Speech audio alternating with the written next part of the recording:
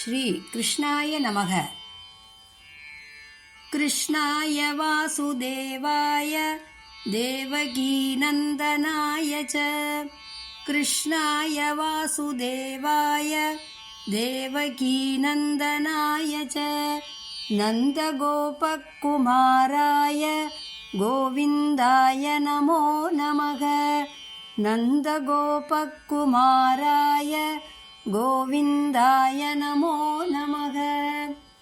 वसुदेवसुतं देवं कंसचाणूरमर्दनं वसुदेवसुतं देवं कंसचाणूरमर्दनं देवकी परमानन्दं कृष्णं वन्दे जगद्गुरुं देवकी परमानन्दं कृष्णं वन्दे जगद्गुरुं मुखं करोति वाचालं पङ्गुं लङ्घयते गिरि मुखं करोति वाचालं पङ्गुं लङ्घयते गिरि यत्कृपातमहं वन्दे परमानन्दमाधवं यत्कृपातमहं वन्दे परमानन्दमाधवम् करारविन्देन पदारविन्दं मुखारविन्दे विनिवेशयन्तं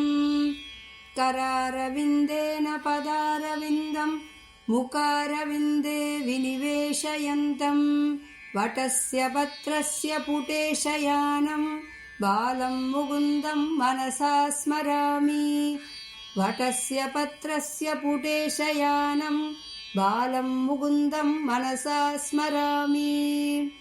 ॐ दामोदराय विद्महे वासुदेवाय धीमहि तन्नो कृष्ण प्रचोदयात्।